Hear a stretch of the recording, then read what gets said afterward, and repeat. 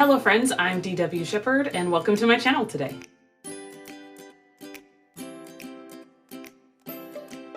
Today the topic is brainstorming, and if any of you have watched my previous videos, you may have noticed that me and my husband have been doing a lot of brainstorming this year. My journey to really enjoy brainstorming was not a direct path or something that I felt came naturally to me. So today I'm going to talk a little bit about how I got to where I am now, where I love brainstorming, particularly with my husband, as well as my tips on how to brainstorm really effectively. In these tips, I'll talk a little bit about brainstorming by yourself, as well as collaborating with someone else. If you're in a time crunch and you just want to skip ahead to the tips about brainstorming, check out the timestamp in the description. To start, I want to clarify that I actually don't consider myself a very creative person historically. Until the past couple of years, I could objectively admit that I had to have some abilities of creativity because I wrote books, and you can't really do that with having some creativity. But compared to other people, I felt like I just didn't have that same expansiveness of ideas and creative juices that seemed to flow. I felt like I'd read books that were way more outside the box and had a lot more originality than anything I ever wrote. So I just thought, well, I'm not really that creative, but I like to write. I'm not a bad writer.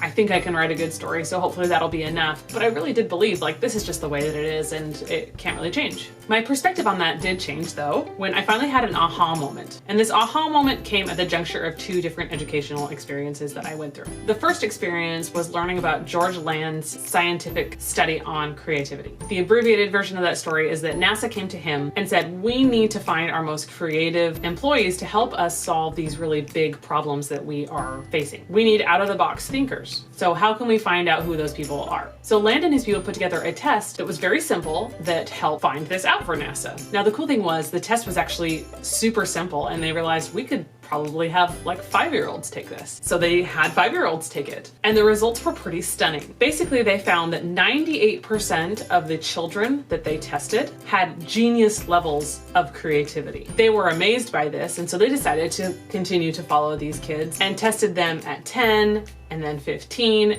and the results continued to both surprise and probably depress them a little bit, because that 98% of them turned into, I think, 12% and then 10% by the time they were 15. My numbers might be slightly off. Go watch their video, but I know I'm in the right ballpark range. And then of course they tested tons of adults, and by the time they reached adulthood, it was like 2% of people tested in a genius level of creativity. Now, Land's theory about why this happens, why we have such a decline in creativity, focuses on the difference between divergent and convergent thinking and how our schools promote us to navigate those two different ways of thinking. Now, the brief description is that divergent thinking is what we think of when it comes to brainstorming, when it comes to being creative.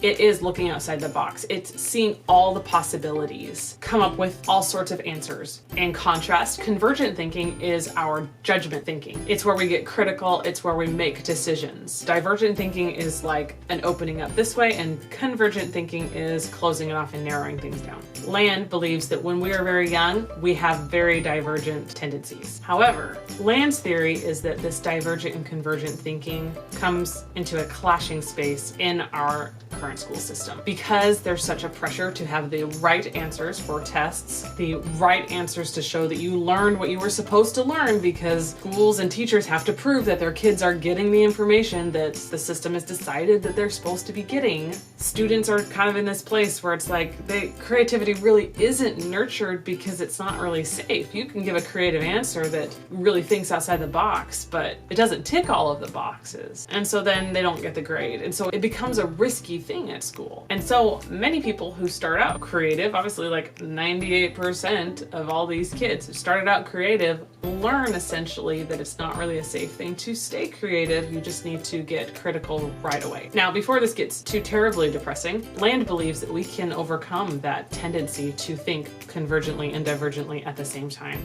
that we can let go of that conflict that we create in ourselves. I had kind of an interesting experience of now seeing how I used to get myself out of that conflicted mindset. For me, the most success I had combating that in the past was by sharing my ideas with other people. I tend to be a pretty verbal processor. So for me, sharing my ideas, my stories with a live audience essentially required me to think on my feet and creatively come up with answers to questions that my audience did have or that I saw that they should have as I was telling stories. And so it was extremely common for me to tell my long-suffering friends about my ideas and my stories, and in that moment come up with ideas and talk about pieces of those stories as if that had always been there, but I was coming up with them in that moment. I think that what was essentially happening is I didn't have space to get critical about it because I had to come up with ideas and I had to express them. And so it essentially shut off that convergent thinking of trying to get critical and go, well, is that really a good idea?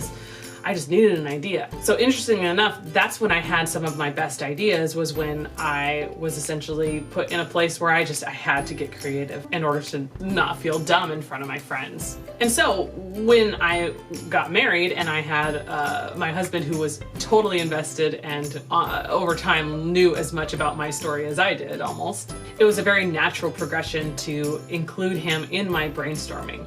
But what was interesting is that because I have those convergent tendencies, when I purposefully sat to brainstorm with my husband in the past, it was not always that enjoyable for my husband and sometimes ended up in fights.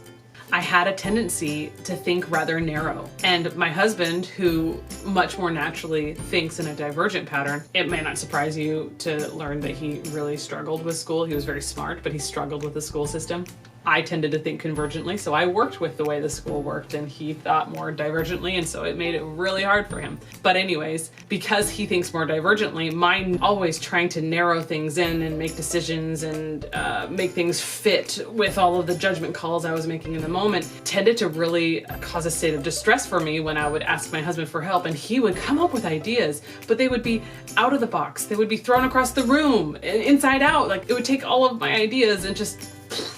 And that was so distressing for me that often I would end up shutting him down. I'm like, no, that doesn't work because of this, this, this, and this. And he's like, oh, okay. As you can imagine, this was a pretty frustrating experience for me because I wanted help and I could sense that I had this really awesome opportunity at my fingertips, but I was just getting in my own way and making it a pretty awful experience for my husband. And that's not to say that we never had any success, but it was kind of a rough go for a while. But luckily, we then had another educational experience that really opened the way for us to solve our problem. We took a communication class, and in that, the teacher taught us how to do collaborative brainstorming for problems in everyday life. And the process that the instructor explained essentially put divergent thinking and convergent thinking in the proper order and place within the brainstorming process. And because of what I learned from Land about convergent and divergent thinking, it really was just an aha moment. So here's what I learned about brainstorming, whether doing it on your own or collaboratively.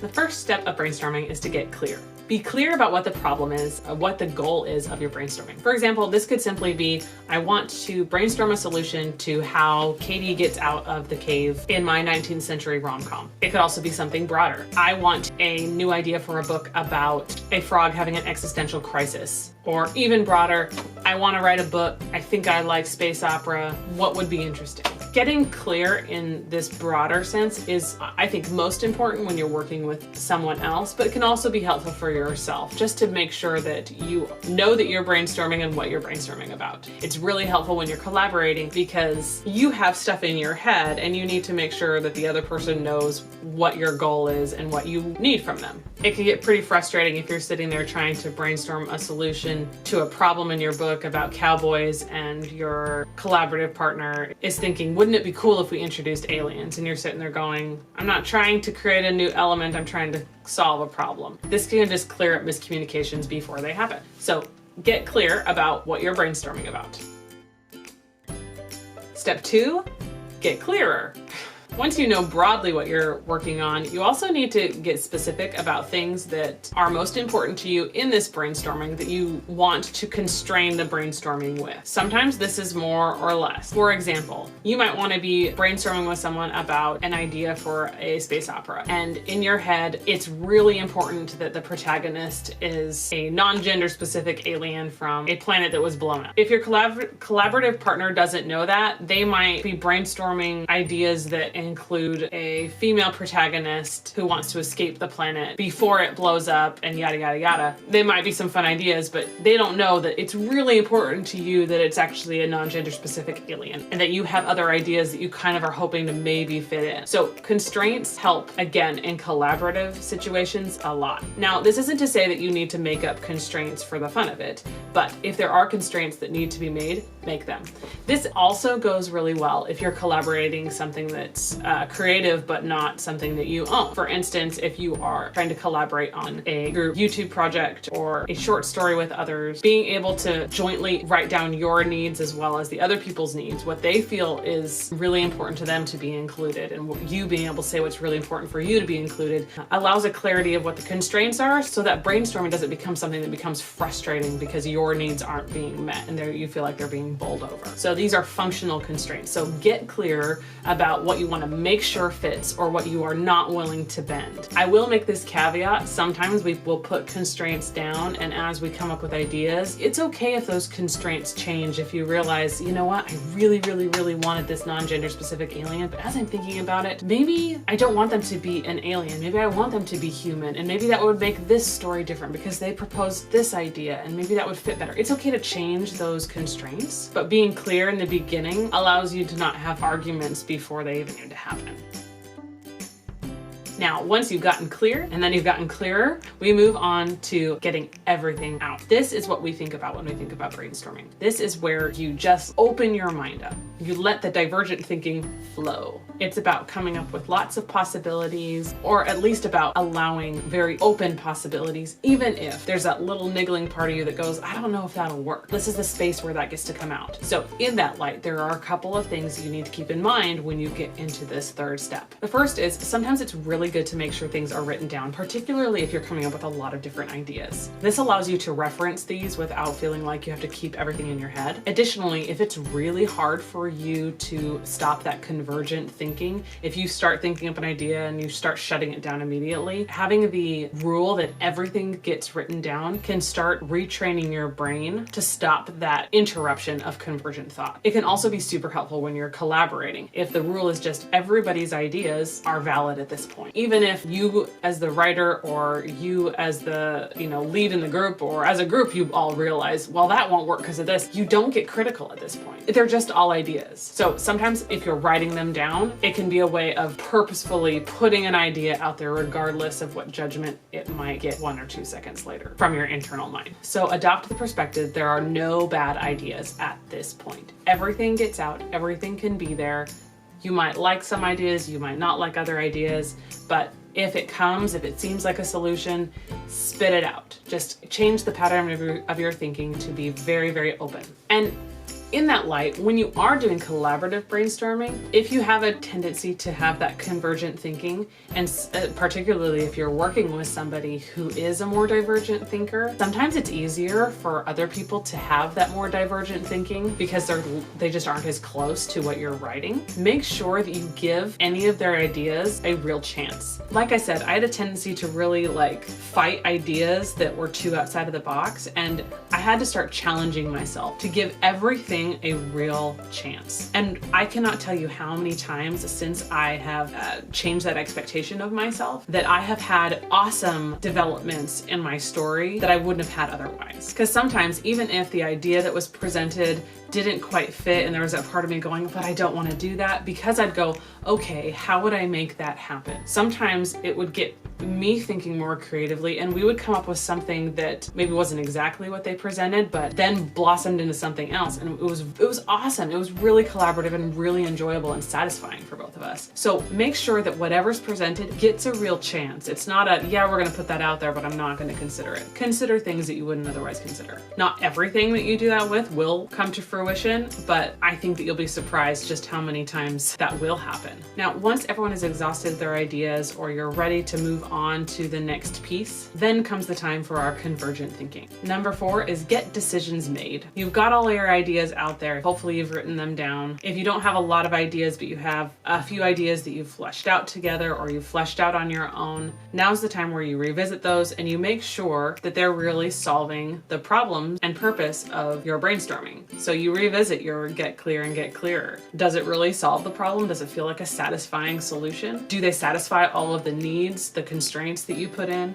Sometimes if you have a lot of ideas and it feels a little overwhelming, the first thing you can do is kind of go through and just mark out any of the ideas that you're like, that's fine and all, but that doesn't really satisfy this. This is a fun idea, but it really has nothing to do with what we're working on. I'll peg that away for later. So sometimes cleaning up the things along the edges that aren't supporting your goal can help narrow things in. Now at this point, you might have some ideas and you might actually dive back into brainstorming, fleshing those out more. Or you might just be making decisions. Yeah, I'm going to go forward with this and we're going to incorporate this piece and this piece and this idea. We're going to find a way to have all of that work in this story. And that might be the end. But this is a somewhat flexible part because you might, like I said, need to go back and do some more brainstorming before you then come and again, make decisions. The piece that I would point out about this part of the brainstorming process is if you're working collaboratively and you have all these ideas out, having a break of when you're creating the ideas and when you're getting critical about the ideas can create a way more positive experience with your co-collaborator because nothing's getting shot down in the moment of, and it just gives some space for the ego to get detached to ideas. It's not uncommon that you might have an idea that you throw out that you think is awesome, but then because you're still in brainstorming mode, you're coming up with other ideas and maybe you like that idea more. And so then when you decide, that idea doesn't really fit, it feels less personal if you don't go forward with it. So that can help in the relationship part of your collaborative work. There could be a fifth step to this process, which would be to implement and then revisit if there's a problem. Maybe you came up with a great solution to a problem in your book, or you came up with a great idea for your book, but then in implementation, something's not working. That's when you get back to the brainstorming board. You get back together with your collaborator and then you repeat the process. So some of that feedback can make sure that you don't just end up in a cycle of brainstorming and not acting or not actually solving the important problem you're trying to solve. But I think that's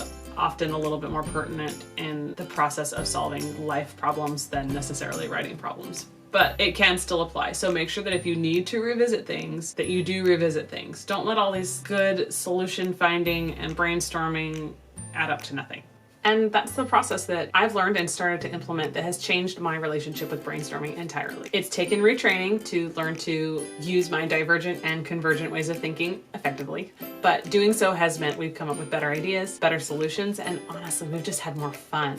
Now, because I'm a verbal processor and I've got a great partner, I do a lot of this brainstorming collaboratively. You can do it on your own as well. Follow those same principles of getting clear, getting clearer, getting everything out, and then getting decisions made. So share with me how it goes and tell me about your experience with brainstorming in general. Does this make it clear why brainstorming is easy for you? Does this make it clear why brainstorming isn't easy for you? What are your experiences? Let me know if this helps you. If you've got other tips that have made your brainstorming more effective, please share with me, with the other viewers. I'd love to have some dialogue about this. And in the spirit of collaboration, let me know if you're itching to do a collab video because I've got some ideas percolating and I would love to brainstorm some fun joint content with some other author tubers. So let me know if that's something you want to do as well. And otherwise, thanks for watching. Good luck and until next time.